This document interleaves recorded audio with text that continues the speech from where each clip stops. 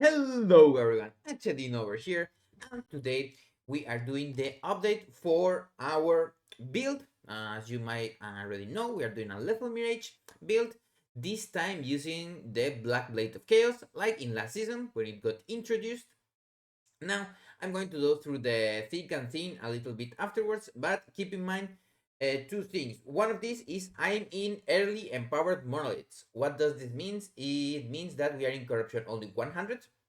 For a lot of people that are super good, they are going to say that that is nothing, but that's what I did on the first day, and I'm doing the update as soon as possible because the first one was for general campaign things, and this time we actually have the gear to play the build that we want. Another disclaimer, of course, as you might already know, this build is best played in Merchant Guild because we use a lot of uniques that are very hard to get legendary potential on baseline. Maybe with the Nemesis egg and with the new turtle thing and other places, it's easier to get two legendary potentials.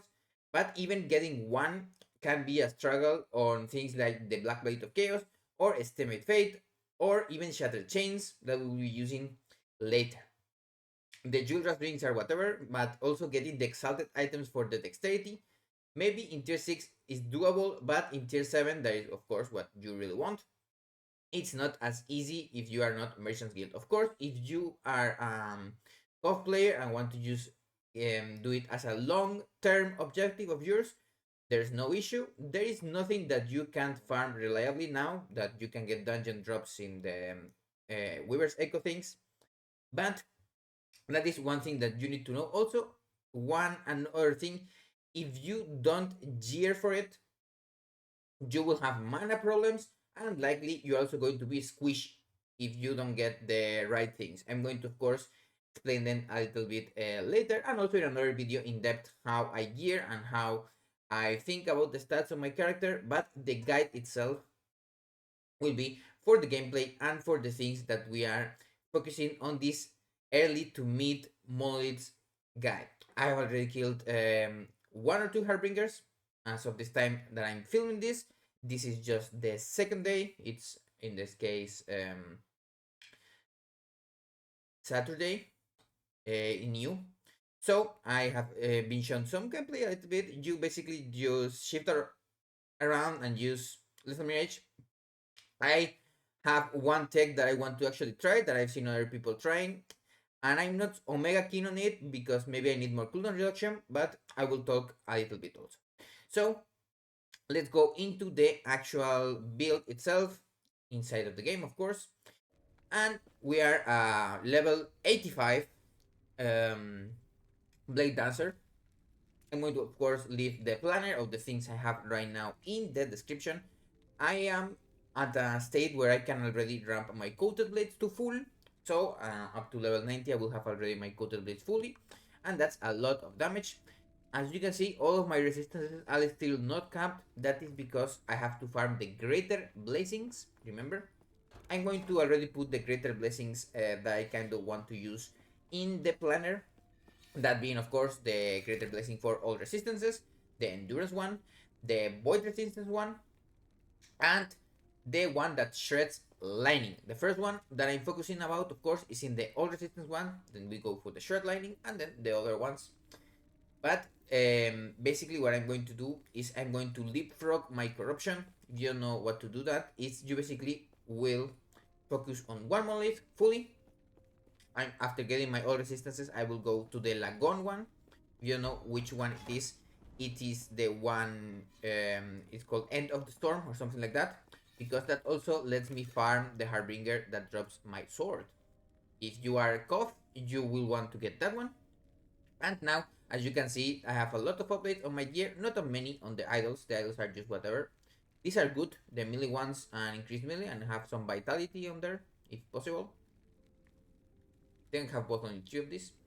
There are good idols for the class things, like one that has multiplier and something else would be good. Yeah, something like multiplied and also armor shred effect would be good for us. But right now I'm just using this. Of course, you can get a lot of things like mana regen and mana. These are very good. All of these are mine. Like except for these two or maybe another one that I bought. Everything else is just something that I dropped. Now, as for the new items that you might see, I just have things that I would change is of course the font of the race will be another Julras. This Julras was just, I had a tier 6 laning increase instead of dexterities. I can still, I could still not buy the salted items in the Archon House. So same thing. Now I have here a one with tier 6 dexterity. The tier 7s are like something millions. And or maybe 500 or 700k, something like that. And this is a slam that I will do a little bit later and put instead of this one. Of course, as you might see, I have a lot of mana and a lot of mana regeneration because with coated blades going up and other things, to do your full combos, and if you want to do two, you will need quite a lot of mana. Keeping in mind that of course I'm going to be using 20 more mana for each ability when I have my full coated blades set up. Now, as for the smoke bomb, I'm also going to explain why I may use it. But let's go now into the gear first. If you didn't check the last video, some things have changed. As you might expect, I'm not using two daggers anymore. That means also that we don't use twin blade anymore, of course. And I have also made some changes in the normal passive tree. But first, let's go into the normal items. My helmet has actually not changed. It's a really good helmet. Increased health, percentage health, some dexterity. Area with acid flask is whatever. Ideally, you will have mana there, the flat mana. My neck has some lightning resistance, multiplier, mana, some void resistance, and then shred. The increased crit chance is whatever. I used a Cliff of Despair to actually make it possible to craft mana and armor shred. My Titan Heart, this is just a Titan Heart that I dropped and I use an egg on it. And it just put percentage health. You will want to use one with Lethal Mirage with one of these. You can do two things because the tier 7s are going to be very expensive. You can buy or just drop any tier 7 mod and then craft or despair to get a prefix out and then craft a tier 1 Lethal Mirage. And then use Rune of Havoc and pray it goes up to there. Same thing with here. I have a tier 6 and I want to move that one. This actually bought to Rune of Removal. You know what it does? Is for example, you put an item here and you can use different runes. The Rune of Removal, it gives all of the shards because I didn't have any shards for Lethal Mirage. And then another thing that I also want to use in the future is the champion mod for extra shadows, but I haven't gotten any good ones. That's why I'm using this fighting chance. And for the gloves, you can use the fighting chance, or you can also use these ones, the Flanger of the Phantom Mire. Now, for the mods on your gloves, you want dexterity and armor shred if possible. If you want to go more defensive, you will go for, of course, dexterity and hybrid health. Hybrid health, as you know, is the most powerful mod to get extra HP. It gives you some XP and some percentage XP on your gloves, belt, and boots. Now, why are we using these boots instead of the ring? It's because Julra's Star Dial is super powerful for burst. Ideally, we will want dexterity instead of this lightning damage because it also gives us some void penetration and other things apart from the normal dexterity scaling on abilities, as you might already know. As you can see here, it increases 4% or more per point. So if you have, let's say, 13 dexterity at 36, you get instead of 30, you will get 36, and there are 24 extra for those 4 seconds. Those 4 seconds are enough to do the full combo and get a lot of extra damage. Now, for belt, this is just a belt that I dropped with my regeneration and crafted cooldown reduction. And then chaos into the elemental resistance. And I also put some increased lightning damage. And I ran out of forging potential. You will be using Shattered Chains eventually. Depends on your mana situation, you will put the mana regeneration, cooldown reduction, or you can put lightning damage if you really need it, or some resistances depending on it. I don't expect to get more 2 LP, those are super expensive and unlikely. On your chest, I already talked about the plus 2 mirages, the tier 7. You will get plus 2 and like 50 something mana, less mana usage. So instead of being 40 mana, it's going to be 20 something. Going to be very good. Usenu is a fear. You're going to want at least 1 LP. I actually locked out and I got this in one of the Nemesis. I'm doing the Nemesis Aspire a lot. I have that one in my favorites. And basically what I did is I got 2 LP and then I just at the time I could buy plus 4 to Lethal Mirage. It also had dexterity and another resistance, but sadly it got my tier 1 necrotic resistance that it's not that good. If you want to buy a 1 LP, you can get it and try to get the mana and the cold and lightning resistance quite high, because the one I had did not have it. Now the Ravager's Dart is something that I'm in the lookup because it's like free bleed stacks. Remember, bleed increases our damage. I'm going to talk about when we do the skills. And it's nothing bad. It can also have up to 11 dexterity. But for now, I'm not using it. I still need my resistances, some health from the helmet. And then this is kind of everything on the gear. The idols are nothing crazy, just building my resistances, getting some vitality and other things. As you can see, I have some vitality. The region is lost because we use Titan Hearts, but now let's go into the skills. These are the skills that I'm using right now. I took out Puncture for Smoke Bomb, and of course we can't use Dancing Strikes or Shadow Cascade because we are using a two-handed weapon, remember? If not, I would use Dancing Strikes happily instead of Puncture.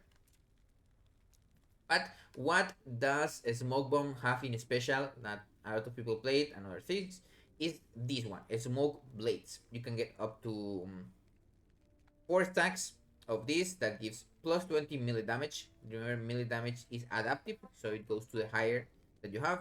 We're going some lightning damage in this case, and it can also create some shadows.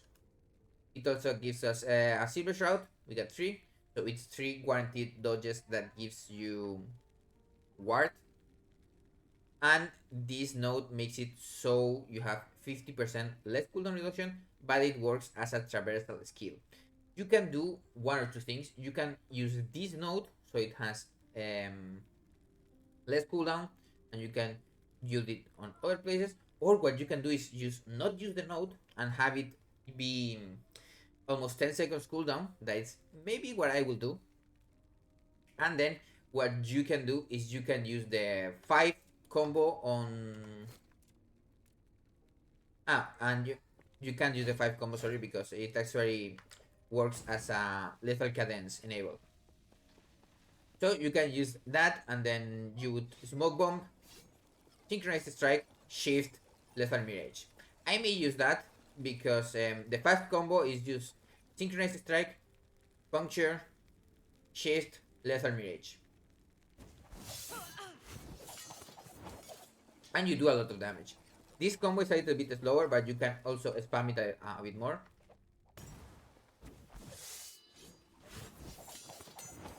And you get that extra 80 damage. You also get some Blue Shrouds and Silver Shrouds. It's nothing crazy. Just remember to keep track of your Lethal Cadence. Lethal Cadence is the one here. You get 100% extra damage. Super good. And also your flow and everything. So on the skills, as I was talking about, first, as you already know, Synchronized Strike, very important to get those 2 extra shadows, and when we have 1 extra shadow from the Smoke Bomb, it's going to be even better. You get also the 3 Crimson Shrouds, making you get more bleed applications, and it's going to be important later, I will talk about. You also have the Execute, and also the 30% mana efficiency. Right now I don't have any extra points on it, so this will be the baseline for a level 20 Synchronized Strike. You can get +4 on helmet. Smoke bomb, I already talked a little bit about it. You can take these two off, and then it's a 10-second ability. You can maybe get some extra dust shrouds instead of that, or some armor shred, and implement it on the combo itself. As a mirage, as you know, now we are shocking grasp because we have a lot of lightning penetration, and we get some shock. As you know, shock reduces the resistance and also increases the chance to be stunned. You want to get shock and eventually shred lightning. These are the points that we are using. The bleed thing is because of sundering blows. As you know, you get 4% per bleed up to 60%, so around 15 stacks more or less. It's when you will get full power of this 60% extra. If you already didn't know, you first rush the additional mirage, then the Shadow Eater and Umbral Fist, and then get Shocking Grasp if you're using the full grid shards or this Black Grid of Chaos, and if not, you first get first Sundering Blows, and then for Shocking Grasp. The extra points that we have, the 4 extra points, are going into Ravaging Mirage, and then if you get more points or things like that, you put them on Penetration or the extra physical damage that gets converted to lightning. Of course, this is depending on your gear, so if you have a lot of percentage increases, it's going to be better to get the flat. If you have a lot of flat, it's going to be better to get the penetration, etc, etc. Shift creates one shadow, but this is the last thing you get actually. You first rush the critical opening. You are going to get the 100% crit on your next ability. That's why you don't need to get critical strike anywhere for your lethal mirage. And then here you get the more damage and more damage. The bleed is going to be lost because with shocking grasp you can't bleed. Everything gets to shock. And then we are using umbral blades. They just leave some blades on the ground and they are kind of cool because they chill. They also sometimes freeze, not very often because we don't have a lot of damage, and they also bleed. So that is when you can see when we pop, the blades appear. Of course, you can only get damage from one blade at a time, so don't think that they are super special or something. And then I already talked about the 2 combos. You can choose that. You can put the smoke bomb with the long duration, so it doesn't share cooldown with shift. Or you can use one puncture and does everything. Now, after the kills, let's go into the passive tree. I'm not going to spend a lot of time explaining. I already explained it in the other one. Just one thing that I also talked about, but I didn't go fully into it. In the marksman tree, we have some points because of this concentration. You get more damage if you haven't been hit recently. With our silver shrouds and dodge in general and other things, it's easy to not get hit, and also most bosses you can get the fast combo in before they do anything. Of course, for this you will need the 5 points, and here you will gain haste for 1 second after you use evade. One thing to note, of course, is using evade works for 1 point of flow, so be careful while you are doing the combo to not evade, otherwise you are going to activate that flow point and likely mess up the combo.